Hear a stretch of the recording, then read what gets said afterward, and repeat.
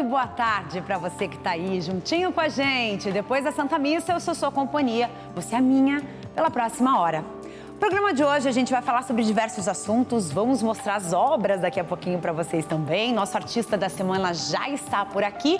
Mas agora o assunto é o seguinte, eu quero saber de você. Você costuma usar pimenta do reino nas suas receitas? Pois então, ela é uma pimentinha que fez muito sucesso na Índia, surgiu de lá e veio há muitos e muitos anos para vários continentes. Aqui no Brasil não foi diferente. Então a gente tem na América do Sul uma variedade muito grande de pimentas e a do reino foi uma das escolhidas para estar por aqui. A gente vai entender um pouco mais sobre essa delícia que para muita gente é um pouco... assim, quase que uma fugitiva da cozinha. Para você também ou não? Eu gosto de pimenta. Então, essa reportagem é para todo mundo, para quem gosta e para quem não gosta também entender um pouco mais sobre os sabores. Além disso, a gente vem falando sobre repelentes. O que funciona, o que não funciona, quais são as regiões que já estão recebendo a vacina da dengue. Então a gente vai entender mais sobre esse assunto aí, vamos passear pelo Brasil.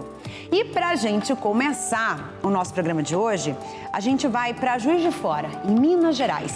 Por lá, foi um domingo muito especial, com um momento para os jovens, para os adolescentes, para os pequenos adolescentes, né? Aqueles quase adolescentes ali também, passear e também entender um pouco mais sobre a religiosidade, sobre a fé. A gente vai conferir agora. Vamos lá? Uma festa da juventude. Adolescentes e jovens de paróquias das 37 cidades da Arquidiocese de Juiz de Fora se reuniram na igreja de Nossa Senhora de Fátima numa demonstração de fé.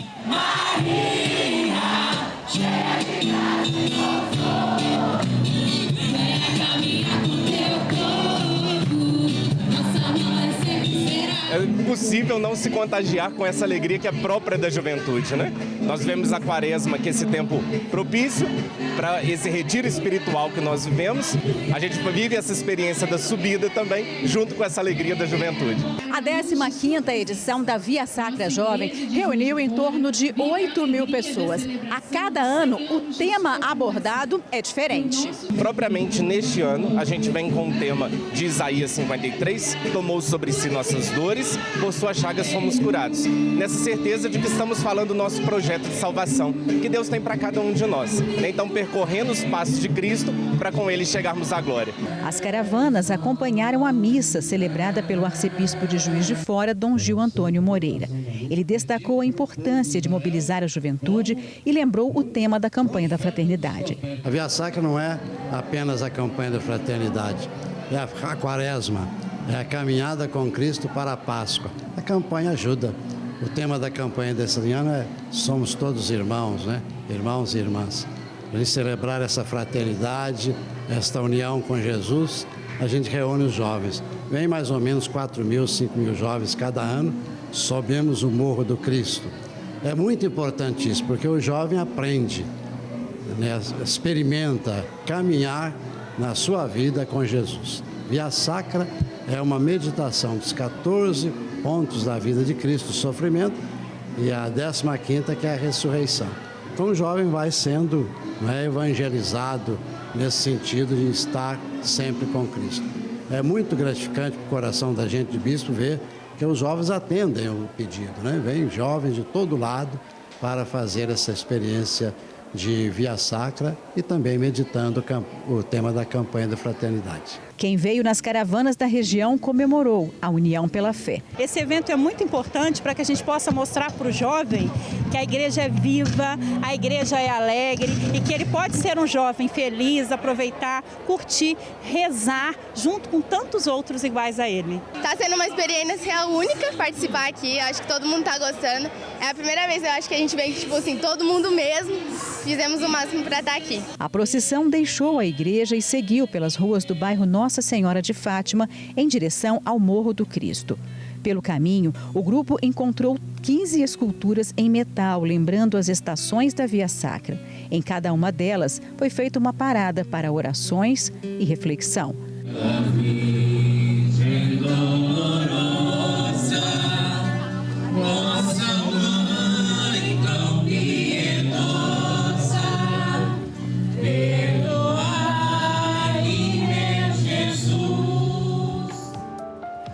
Viu só, gente? Isso tudo faz parte também desse momento de fé que a gente vive, que é a Quaresma.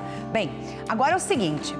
Por falar em passeio, né? A gente estava mostrando aí esse momento interessantíssimo. A gente também vai fazer um passeio, na verdade, por Joinville. Isso mesmo. Odilon Araújo está viajando para lá e ele vai trazer várias questões que falam sobre a vida rural, sobre o agronegócio e também sobre a cultura do pessoal de Santa Catarina. Joinville vai ser o destino. Vamos embora. Oi, Carla, boa tarde para todos que acompanham o programa Vida Não Para. Hoje a gente está dando esse alô aqui da estrada da BR-376 entre Curitiba e Joinville. Vamos passar uma semana descobrindo aí o agronegócio no interior de Santa Catarina. São várias reportagens que a gente está começando a produzir. E nesta segunda-feira, nosso primeiro desafio será numa escola agrícola que preza aí pelo desenvolvimento tecnológico, científico para o agronegócio. Esse é um spoiler, um breve resumo do que a gente vai produzir hoje. Em breve, os detalhes dessa reportagem com vocês, aí no A Vida Não Para. Por enquanto, a gente segue viagem pela 376 até Joinville. Até amanhã, Carla, que a gente traz mais histórias para você.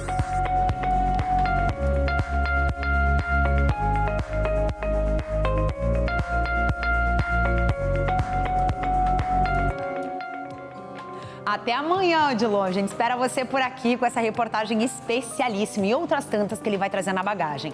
Vamos falar dessas obras aqui? O artista plástico Rafael Codonhoto trouxe pra gente algumas peças que ele fez. Daqui a pouquinho ele vai falar da inspiração dele, vai falar das exposições que ele tem feito. Ele que é natural de Carlópolis, aqui no Paraná, e tá aqui em Curitiba. Trouxe essas peças lindas. A gente vai entender um pouco sobre elas, né? Qual o significado de cada uma delas na vida dele, enquanto artista plástico e enquanto um pensador das artes. Daqui a pouquinho a gente conversa e bate um papo bem legal. Agora... quero chamar você pra cá, ó, nesse telão. Vamos falar de pimenta agora? Pimenta! Você que adora uma boa pimenta, você que não... Olha, pimenta tem que ter no prato. Eu sou uma amante das pimentas. Gosto de todos os tipos. Dedo de moça, pimenta do reino, pimenta malagueta, o que tiver eu provo mesmo. E você também gosta? Bom demais, né? Vamos dar uma olhadinha numa indiana que chegou por aqui há muitos e muitos anos. A pimenta do reino. Ela é uma das especiarias mais antigas e valorizadas conhecidas pelo homem. Foi um produto de grande valor durante séculos, sendo usada como moeda de troca. Chegou a ser chamada de ouro negro. Originária das regiões tropicais da Índia, foram os colonizadores portugueses os responsáveis por levar a pimenta do reino do Oriente para as outras partes do mundo durante o período das grandes navegações. Nos séculos XV e XVI, o cultivo dessa especiaria se espalhou por várias regiões tropicais ao redor do mundo, incluindo o Brasil. No Espírito Santo, a cultura da pimenta do reino começou por volta de 1818, quando imigrantes portugueses trouxeram sementes da Índia e começaram a cultivar a planta. As condições climáticas e de solo favoráveis contribuíram para o sucesso do cultivo, levando ao rápido crescimento da produção. Tanto o clima quanto as questões da pluviosidade, o solo, o relevo nosso, ele é perfeitamente adequado, né, à cultura, se assemelha muito à região de origem da pimenta do reino, então a gente se adaptou muito bem a essa cultura no estado. Do volume da especiaria exportada pelo Brasil para o exterior, mais de 60% é de origem capixaba. A pimenta do reino é importante para a balança comercial do agronegócio aqui no estado. Existem cerca de 11.700 estabelecimentos com produção de pimenta do reino no Espírito Santo. Isso representa que a cultura está presente em 11% do total dos estabelecimentos agropecuários capixabas. A agricultura familiar corresponde por 76% desses estabelecimentos. O Espírito Santo assumiu o protagonismo nacional de 5 anos para cá, ou seja, nos tornamos o maior produtor nacional, passando o estado do Pará, e nós vemos aumentando gradativamente, né, esses valores de produção, né? Seja por adoção de novas tecnologias, aumento de produtividade, então a gente consegue agora atingir em torno de 60% da produção nacional, né, aqui no estado do Espírito Santo, e tem uma representação também bem interessante a nível mundial. A pimenta do reino é um produto tradicional na região norte do estado. Ela está presente em 45 municípios. São Mateus representa 35% da produção estadual, seguida por Jaguaré, Vila Valério e Rio Bananal. O INCAPER, Instituto Capixaba de Pesquisa, Assistência Técnica e Extensão Rural, realiza um trabalho técnico de apoio nas propriedades. E um dos produtores que recebe esse auxílio do Instituto é o Erasmo. Ele é da 4ª geração da família envolvida com atividades agrícolas. A persistência, né? Isso aí é enraizado no produtor rural. Você ter uma atividade que você persista, né? Tem resiliência. Você então vai pegar picos de alta, né? Picos de baixa. Aí você tem que se planejar, né? Dentro da sua estrutura para realmente aproveitar o melhor momento. O Erasmo tem uma propriedade na região de Nestor Gomes, em São Mateus. São mais de 7.000 pés da planta aqui, em uma área de 5 hectares. Com outros produtores de pimenta do reino da região, ele faz parte de uma cooperativa e quase toda a sua produção é vendida para outros países. Nós buscamos, né, outras formas de negociar a pimenta do reino a partir de uma demanda de um plano estratégico que nós fizemos. Cerca de 90% da produção nacional depende de exportação. Então a cooperativa se preparou, a partir de 2015, iniciou a exportação da pimenta do reino.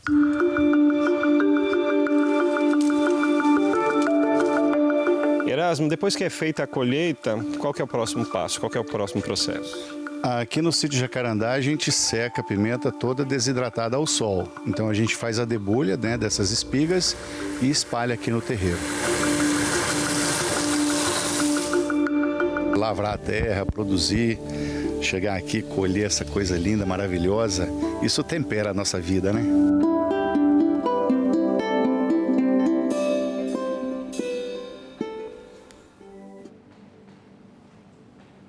Tá aí, gente, Espírito Santo mandando ver na produção de pimenta do reino no Brasil. E agora, quero saber de vocês, você tem criança em casa? Você tem um pequeno, uma pequena que sonha em tocar um instrumento? E que tal um instrumento clássico? Um violino, um violoncelo, por exemplo. Tem uma informação bem importante aí para os baianos.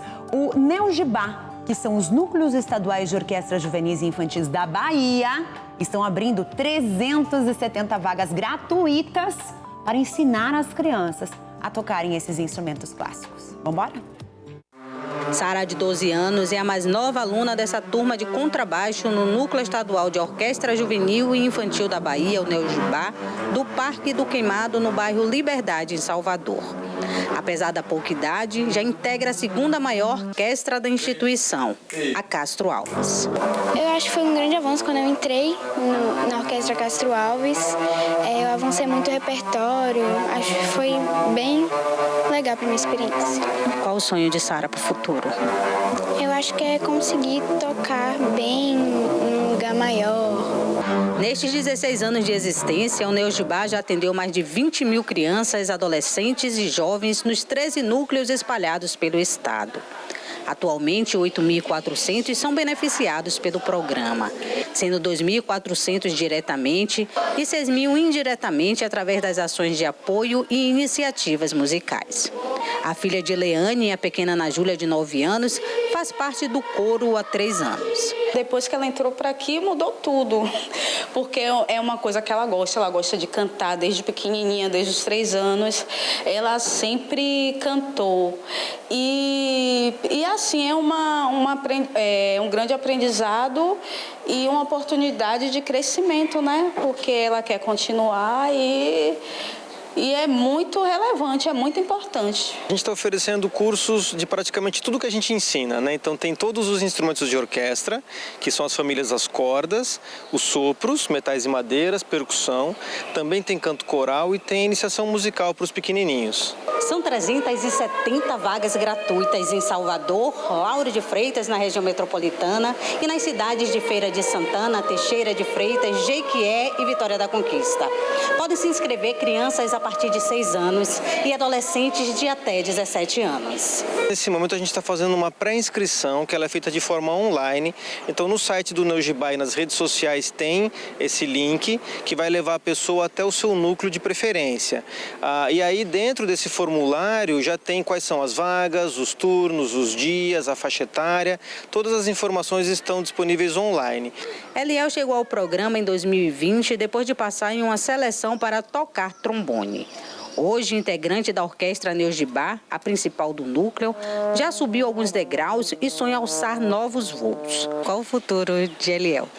Eliel, músico trombonista de alguma orquestra do país, também professor universitário, se assim Deus quiser.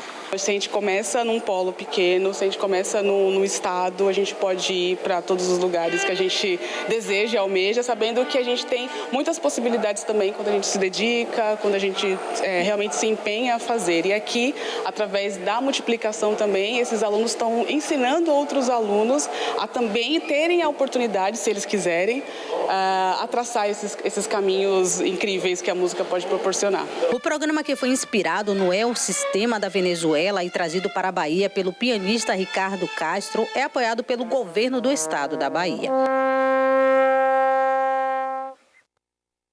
Legal, e essa é uma arte incrível, né? A música clássica em si, de maneira geral, a música de maneira geral, uma arte. E aí, dá uma chance para muitos que têm vontade, né, de entrar nesse mundo, que às vezes pensa que esse mundo tá tão distante, às vezes não tá tão assim. É bom, a gente prova aqui todos os dias que é possível sim a gente ter essa grande chance, essa grande vontade também, né? Porque não basta só você ter a vontade e não ter a chance e vice-versa. Vamos pro intervalo rapidinho? Daqui a pouco o Rafael vai estar aqui com a gente mostrando um pouquinho dessas peças lindas, tão diferentes, e cada uma tem uma história para contar. Eu volto já.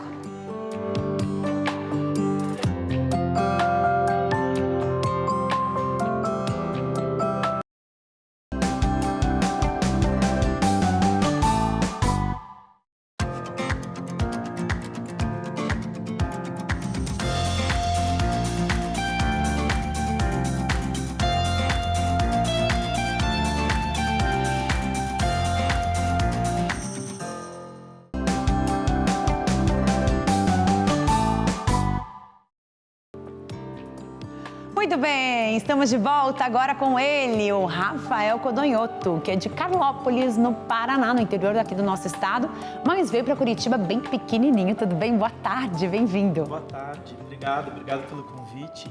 Então, vim para Curitiba com 4 anos de idade e eu acredito assim, minha produção, ela vem da minha infância. Meu pai, ele trabalhava num caminhão de coleta de lixo. Então, ele trazia vários presentes, mas eram coisas coletadas, né? Que coletava, o caminhão de lixo coletava e ele separava para levar para casa. E dentre essas coisas tinha muito pedaço de brinquedo. Eram muitos pedaços e eu tinha livre acesso a ferramentas, né? Ele deixava eu usar a ferramenta que eu quisesse. Então, eu criava já brinquedos, eu criava e montava coisas. E a minha produção tem muito disso, assim, de juntar coisas.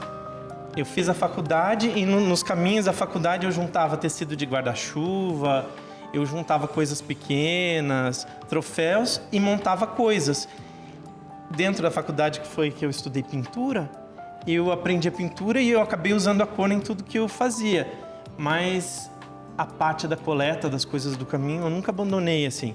Sempre coletei coisas e com elas criava e modificava. Eu tenho meu pai, meu tio, que eram pessoas que faziam coisas e eu sempre observei.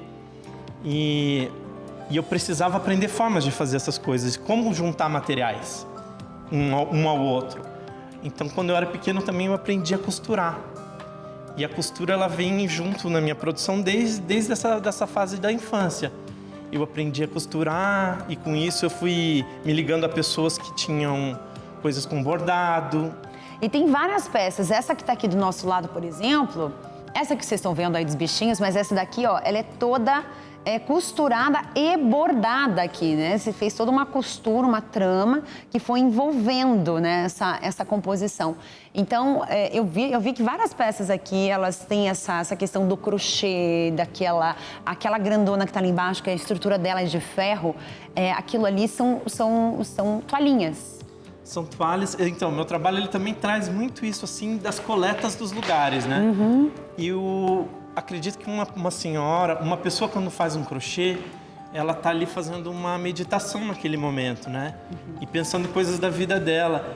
E é interessante para mim pensar como isso pode chegar num lugar de bazar. Chega num bazar, ele chega num brechó, e eu como artista tenho essa coisa de coleta. Então eu visito vários lugares coletando tecidos antigos, toalhas antigas de crochê. E nessa minha técnica, que é uma técnica que chama assemblagem, eu junto esses materiais no meu trabalho. Eu assemblo, eu colo eles no meu trabalho e mudo o significado. Esse colar que você está usando também foi você que fez? Eu sei fazer crochê, mas isso é de uma amiga que é muito interessante aqui de Curitiba, que é a Vavá Diel, que é o trabalho dela. E esse crochê aqui é interessante porque ela sempre via eu com uma bola desse rami, que eu uso para amarrar várias coisas no meu trabalho e na minha produção. E ela perguntou se esse material, que era um material que era importante para mim, se ela não podia fazer um colar para mim. Olha que legal! E eu achei maravilhoso. Obrigado, Vavá. Então ela transformou aquilo que você tinha, um sentimento, em algo que você pudesse usar no teu dia a dia. Sim. Muito legal. Vamos levantar para mostrar? Vamos. Porque aqui é bom que a gente já levanta, já vai mostrando, já vai tocando nas peças. Claro. É verdade que os artistas odeiam que toquem nas peças? Não é. Tem várias produções que são justamente pro toque, são tocáveis, né? Tem exposições inteiras que são pro toque. Entendi. Então é possível sim encostar, né? Você deixa? Sim, deixa. Beleza. Gente, essa daqui é muito legal. Essa chave, me conta a história dela, por favor. É um símbolo, que esse símbolo é dos chaveiros, né, da cidade, e tem no Brasil todo, né? Eu pensava, enquanto fiz esse trabalho, em como é a história para a gente conseguir ter uma casa, né?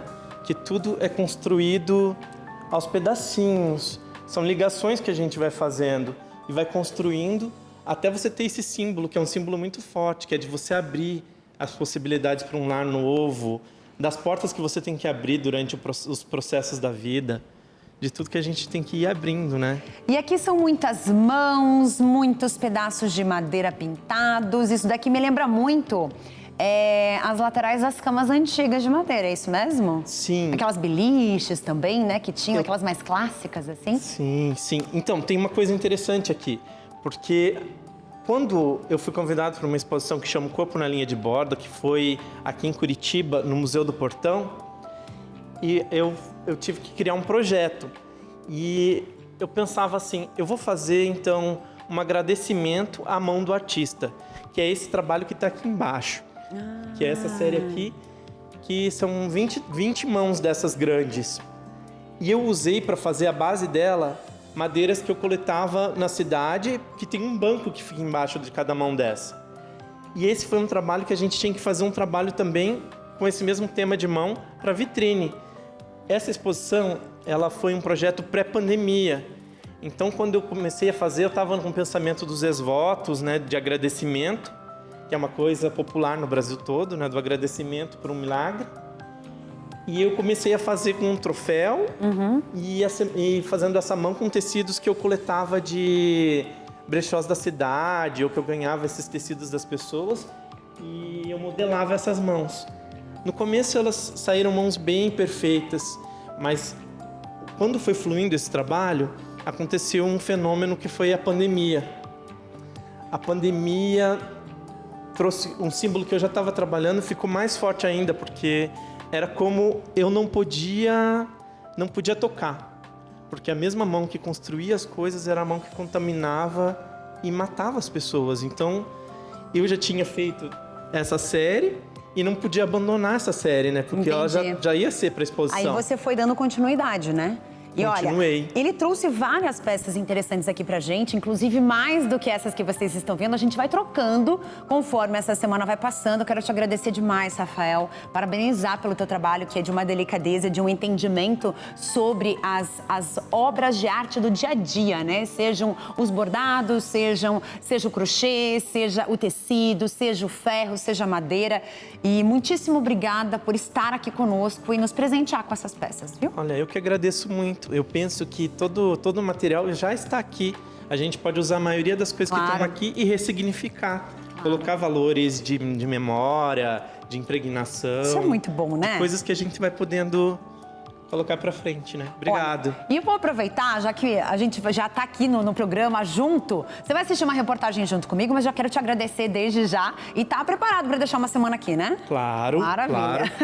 Obrigada. Vamos assistir, então, uma exposição super legal, uma reportagem que a gente fez sobre a Capidança Baribenóis, que faz uma brincadeira com o nome Capibaribe. Olha só que interessante.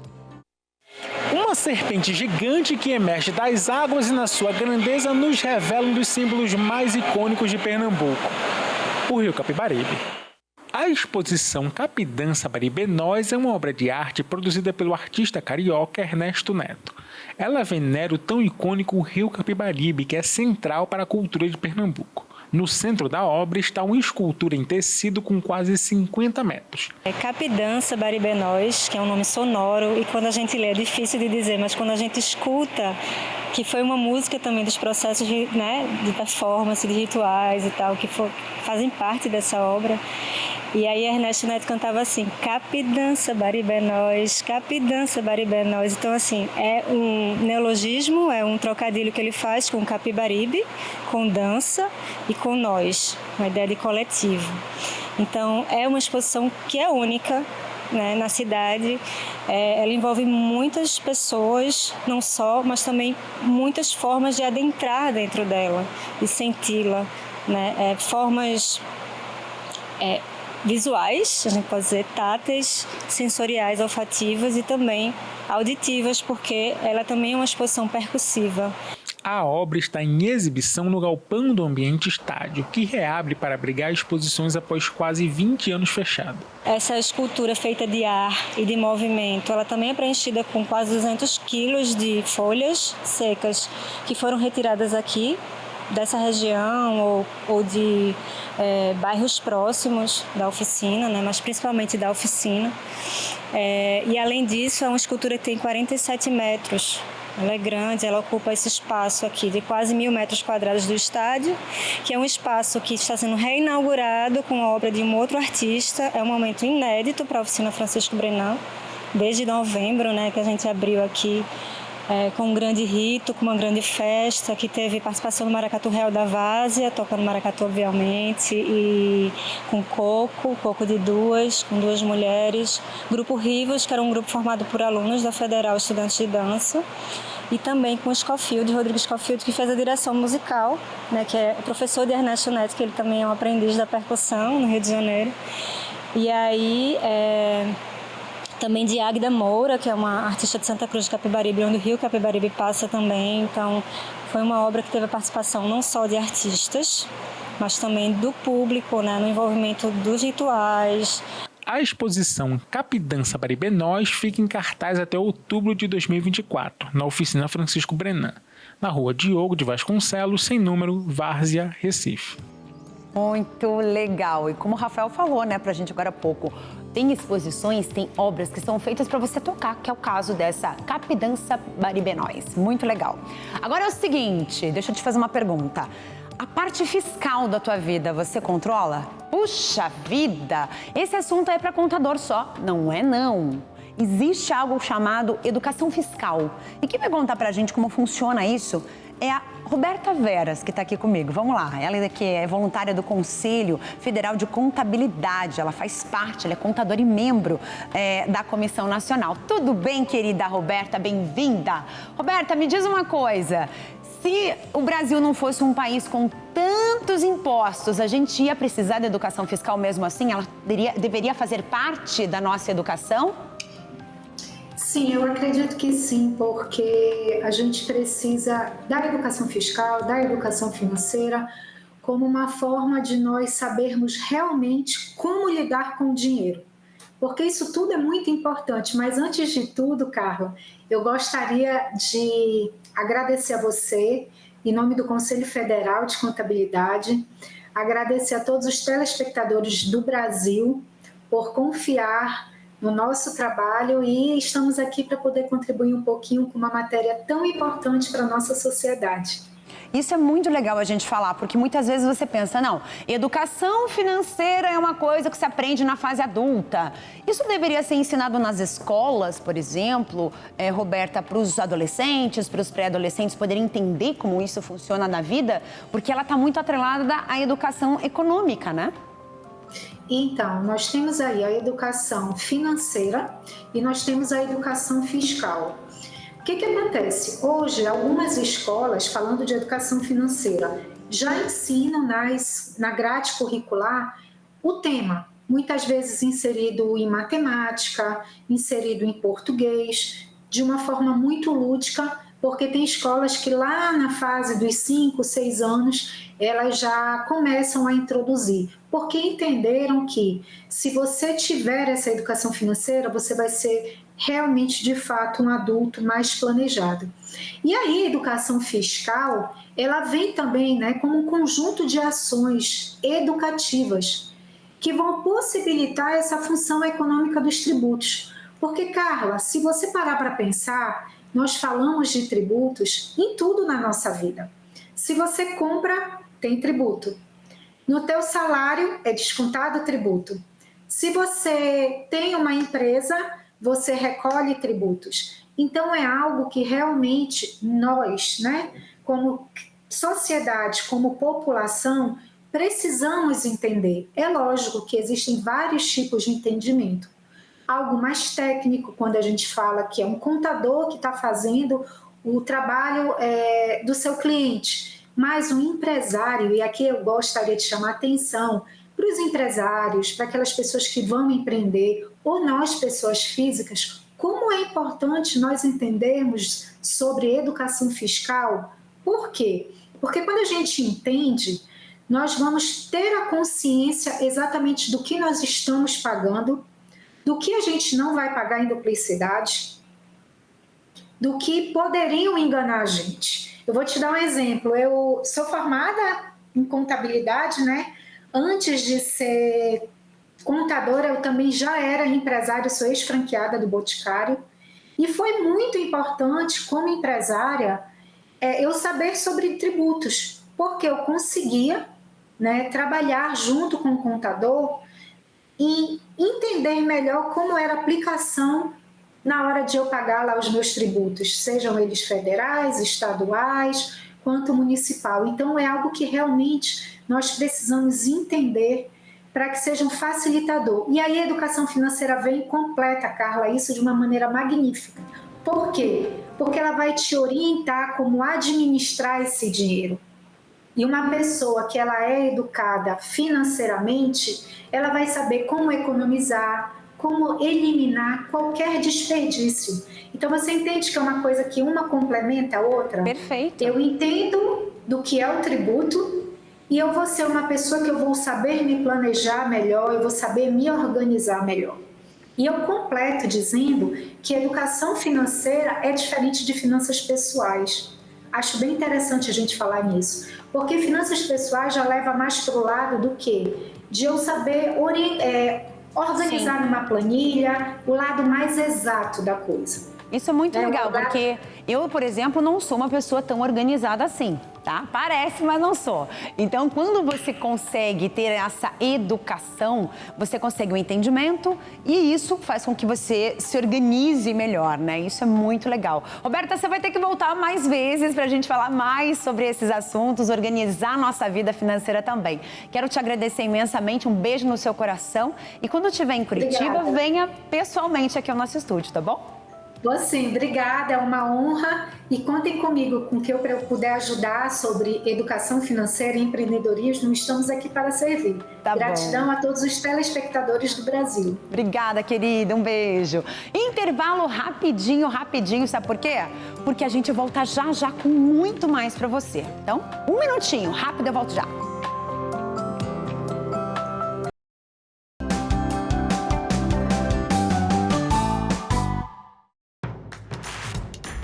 Não perca mais nenhum vídeo da TV Evangelizar. Inscreva-se agora.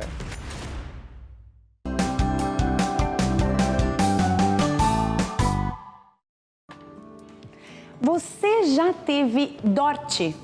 O que é isso? Não faço a menor ideia que seja isso. E LER, lesão por esforço repetitivo. O DORT é uma sigla que foi criada para englobar a LER e outras questões musculares. Amanhã é Dia Nacional de Combate a essas questões físicas, musculares e também que engloba outras questões do corpo. Quem vai trazer mais informações para a gente é o Everton, direto aqui, ó. Everton, bem-vindo, boa tarde. É isso mesmo, Carla Lima. Boa tarde para você, boa tarde para todo mundo ligado aqui na TV Evangelizar.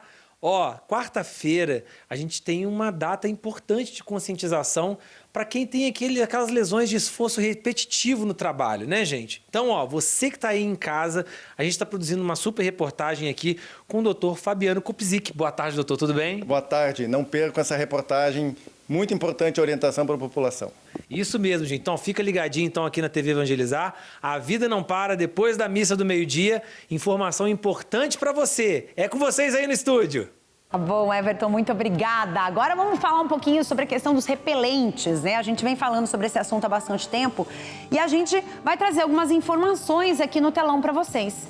Para quem estava na dúvida, para quem queria entender um pouco mais, tem diversas prefeituras fazendo campanhas, não só prefeituras, municípios de maneira geral, fazendo campanhas, até governo do estado tomando a frente para ter mais cuidado com a questão do mosquito da dengue. Vamos dar uma olhada? Empresas de Curitiba se mobilizaram e fizeram a entrega de mais de 1.500 kits de produtos usados para prevenir a dengue. Os moradores do Caximba, em Curitiba, também tiveram acesso às cartilhas informativas que apontam os cuidados com a limpeza de focos do mosquito. Minha casa é de madeira e eu não tenho muita condição de comprar. Eu tenho 3 crianças pequenas. Isso é muito legal. Então, de repente, nem só empresas, mas também prefeituras, municípios, né? Governo também tomando a frente disso tudo. Agora, a questão é a seguinte, vamos falar um pouco mais sobre aqueles símbolos que evangelizam. A Lígia traz algumas dicas bem legais para você renovar as peças que você já tem na sua casa. Agora quero falar com você que nos acompanha pela TV Evangelizar. Você já conhece a loja Produtos que Evangelizam? Aqui você encontra diversos produtos que levam o amor, a devoção e o fortalecimento espiritual. Várias opções de artigos religiosos para você e sua casa.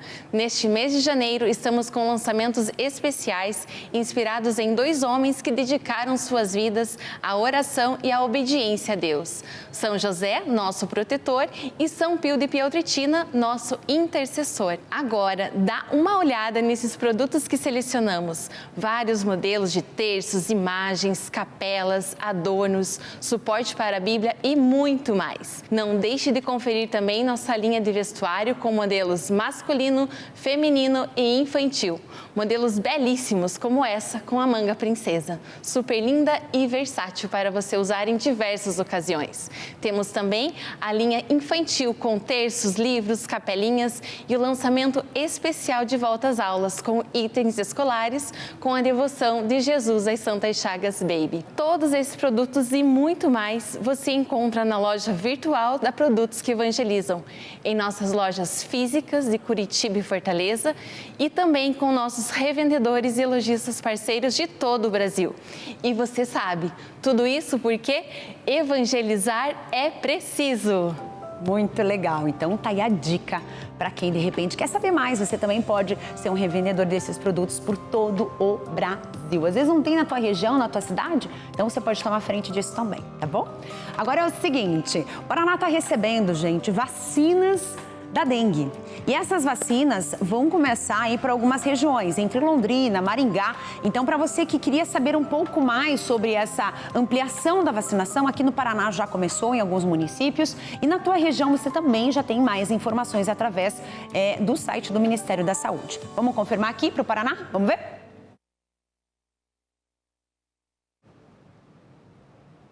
Qual que é a próxima, produção? Ah, muito bom. A gente vai voltar com essa reportagem, gente, amanhã para vocês que estão nos assistindo. Nesse momento, eu quero saber de você, você gosta de tênis ou de beach tênis? Pois então, o tênis já é uma grande vantagem para muita gente que gosta desse esporte. Mas que tal aliar isso com a praia, com a areia? Isso está se tornando, assim, uma verdadeira mania no Brasil todo. Mas nas regiões mais quentes tem vantagem, olha só. O sobrenome é o mesmo daquele esporte fino, jogado em quadras de saibro, em alguns dos torneios mais exclusivos do mundo, sabe? Prazer, tênis. Beach tênis, um esporte com a cara do nosso verão. E não ficou só pelo litoral. Localizada a centenas de quilômetros de distância do mar, Vitória da Conquista vem se tornando referência quando o assunto é beach tênis na Bahia. Na verdade, é mais um conceito do que especificamente um lugar. E o que eu vejo aqui é que, apesar da gente estar tão distante do mar, a gente acaba se sentindo na praia. O bancário, apaixonado por tênis de quadra desde a adolescência, frequenta esse clube com a família toda. Um ex-jogador de tênis, eu joguei tênis a minha vida toda, e o que me trouxe de verdade, de fato, para o beach tênis foi a possibilidade de trazer toda a minha família para cá. Com a Larissa, o esporte também foi amor à primeira vista. Ou amor a primeiro saque. Eu nunca fui muito de esporte. Meu marido sempre gostou muito, praticava esporte, ou às vezes acompanhava para assistir, mas achava uma coisa, confesso, até um pouco chata. E aí o beach tênis, ele tem uma curva de aprendizado muito rápido, ele não tem limitação de gênero, não tem limitação de idade. As pessoas conseguem rapidamente, com algumas aulas, conseguem já trocar umas bolinhas. Ele desafia a gente, melhora a questão de concentração, melhora o condicionamento físico. No caso da Larissa, o amor virou negócio e o empreendimento está fazendo o maior sucesso. O clube, inclusive, já sediou até uma etapa do Campeonato Estadual de Beach Tênis da Bahia. Estima-se que o número de praticantes do esporte hoje no Brasil ultrapasse 1 milhão de pessoas. No mundo, o país fica atrás apenas da Itália, que foi o berço da modalidade. Eu atribuo ao fator de integração entre pessoas de diferentes sexos, diferentes idades. Você vê comumente pai e filho jogando, isso é uma coisa que emociona todas as pessoas. Você vê um senhor jogando com um jovem. Então essa integração entre todos os tipos de pessoas, idades e sexo é que eu atribuo o grande fenômeno do beach tênis no Brasil. Reunir os amigos, praticar o esporte e ainda pegar um bronze no final do dia, hein? E agora um assunto bem importante para quem já vivenciou, já viu alguma pessoa tendo uma crise epilética. Você sabe o que é a epilepsia? Como ela age no nosso corpo? Quais são as doenças, os problemas que podem ser somados a ela e piorar ainda os casos? A gente preparou uma reportagem especial. Neste mês é celebrado o Dia Mundial da Epilepsia, uma data usada para levar a conscientização sobre a doença para a população. A doutora já começa explicando para a gente um pouco melhor sobre o que é a epilepsia. Epilepsia é, na verdade, um distúrbio neurológico que engloba várias causas, então engloba várias doenças. O que é que elas têm em comum? A presença de crises epiléticas. Então, são crises que podem ter manifestações motoras ou não motoras, como, por exemplo, parada comportamental, perda da responsividade, que ocorrem periodicamente, então elas recorrem em períodos intermitentes e que são decorrentes de uma alteração na função cerebral, uma alteração temporária da função cerebral. Então, quando você define que aquilo que o paciente tem é decorrente dessa anormalidade, dessa atividade anormal cerebral, você define que a pessoa tem esse distúrbio chamado epilepsia. E que pode ter inúmeras causas, que é o que a gente investiga quando o paciente...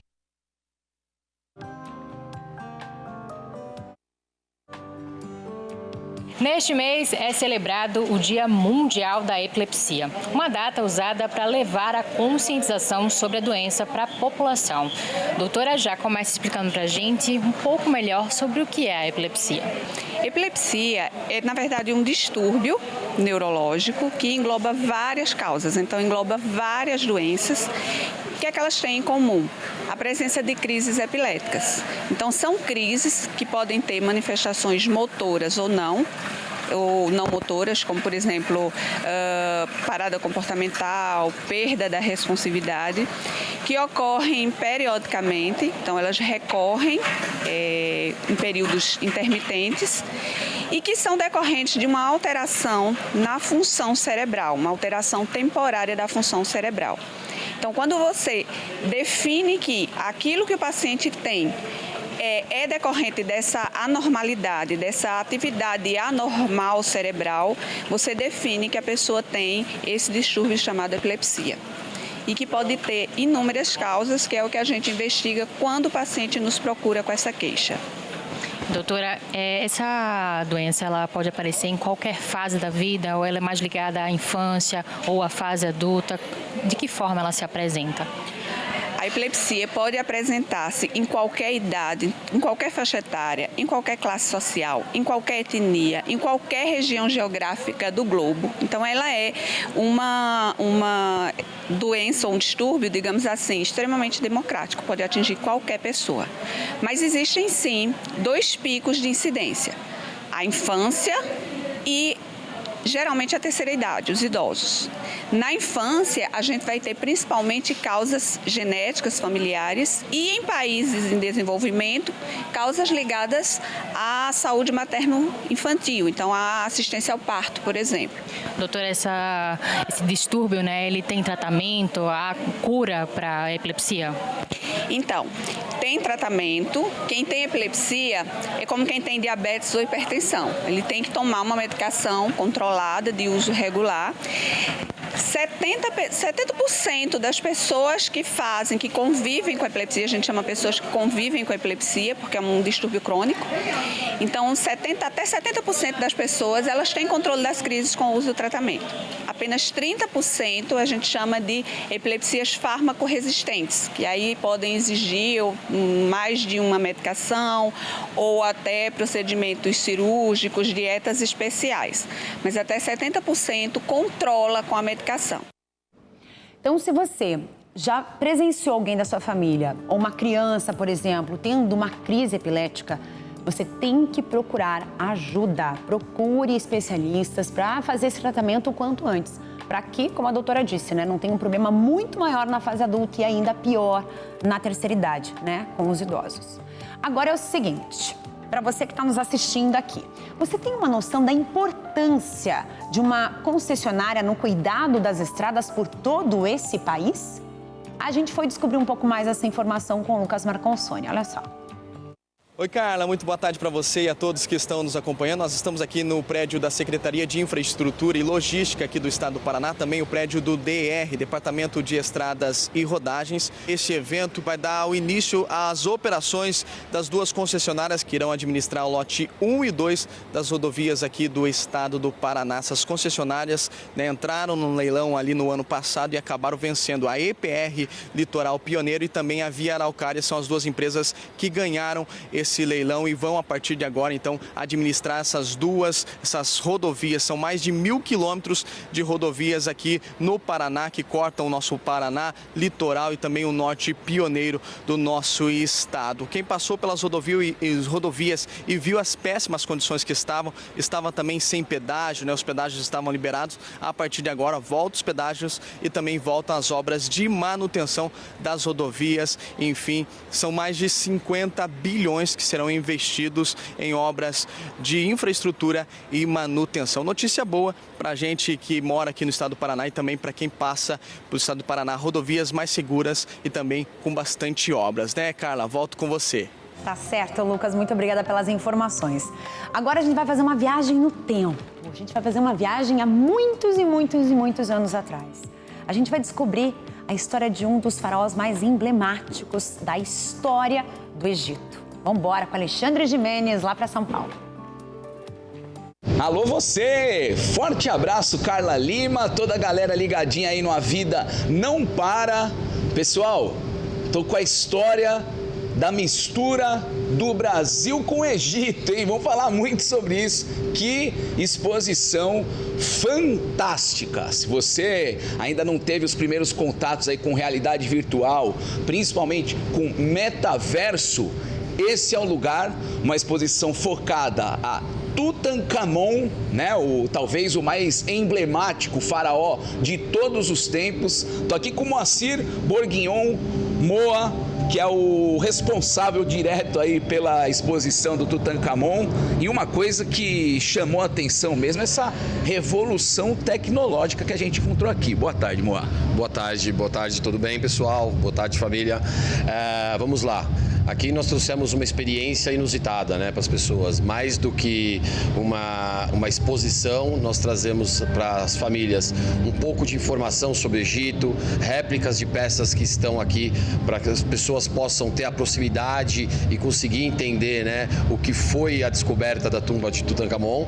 E a grande cereja do bolo, né, onde nós trazemos imersão e interação para as pessoas. Então, além da parte de exposição física, nós temos a nossa sala de imersão, que são aí aproximadamente 300 metros quadrados, com um pé direito de 6 metros, com uma projeção chão em todas as paredes. Então isso traz, com conteúdo 3D, uma possibilidade de você vivenciar durante 30 minutos 6 temas falando do Egito, né? Saindo dessa sala, vamos para a sala da foto, onde todos vocês têm a possibilidade de encontrar sua alma egípcia. Então você faz uma foto, essa foto traz para um painel onde é projetado você dentro de uma identidade egípcia. Então você participou. Sim, eu fiz uma foto, gente, e eu tive aí um momento faraó egípcio. Exatamente. Então é um momento de família, né? Muito legal, porque todo mundo interage, todo mundo quer repetir a foto para ver quantas almas é encontrada. Depois vamos com o VR. O VR já é uma experiência que você encontra no Brasil, mas não com um conteúdo 3D tão imersivo quanto esse. É uma experiência única, 7 minutos que você fica com óculos no rosto e você de fato começa a entrar de verdade dentro daquele ambiente que está construído para você viver essa experiência de VR. E a grande cereja do bolo, né, que eu não posso deixar de dizer, que é único no Brasil, é o nosso metaverso. Vocês já podem ter participado e ter visto ambientes metaverso, mas você estar dentro do ambiente metaverso e interagir com os objetos que ali estão, isso realmente não aconteceu no Brasil e você tem a oportunidade de vivenciar isso aqui na nossa exposição de Tutankhamon, uma experiência imersiva. Imperdível, família, a mistura do passado, do presente, com esse tempero extraordinário, futurista. É isso aí. Eu já participei, estou aqui todo dia, vou na imersão 1, 2, 3 vezes e o mais legal de tudo, não basta uma vez só não para você realmente conhecer o Egito todo. Vale a pena a experiência se repetir porque, de fato, cada momento é uma nova descoberta. Tutankhamon, a exposição. O cara viveu há mais de 3.000 anos. Foi inclusive encontrado aí o seu sarcófago há mais de 100 e ele tá aí, mais vivo do que nunca, na memória de todos e obviamente com essa pitada futurista que vai trazer muita gente para conferir a exposição aqui. Tá falado? Forte abraço, família! Obrigada, querido Alexandre, pelas informações. Muito legal. Você que está em São Paulo, você que vai viajar para São Paulo durante esses próximos dias aí, essa exposição está aberta aí ao público, viu? Vai lá, vai conferir que eu tenho certeza que você vai gostar. E você que é artesã, artista plástico de todo o Brasil, você também quer participar da nossa exposição? Vocês sabem que vocês é que decoram o nosso programa. O Rafael veio aqui hoje, trouxe as obras dele, trouxe as peças dele, falou um pouco mais sobre a história de cada uma delas e falou sobre essa questão desde a infância, gostar de fazer peças. O pai dele que levava as peças, né, pedaços de brinquedos que ele coletava no lixo, levava para casa, ele fazia todo um trabalho, né, de montagem dos seus próprios brinquedos. E isso fez parte da infância e da vida adulta dele. E ele traduz nessas obras tudo isso que ele viveu. E você que está me assistindo em casa, você também quer participar? Entra aqui nesse @evangelizartv e a gente vai trazer as suas peças para cá. Lá no Instagram, você vai direto nas mensagens, no direct, vai enviar vídeos, fotos, tudo aquilo que você deseja pra gente, a gente vai estar analisando as suas peças e trazendo-as para cá. Ah, mas eu tô muito longe, né? Tô aqui no outro canto do Brasil. Não tem problema algum, a gente vai dar um jeito e essas peças vão chegar até aqui. Combinado?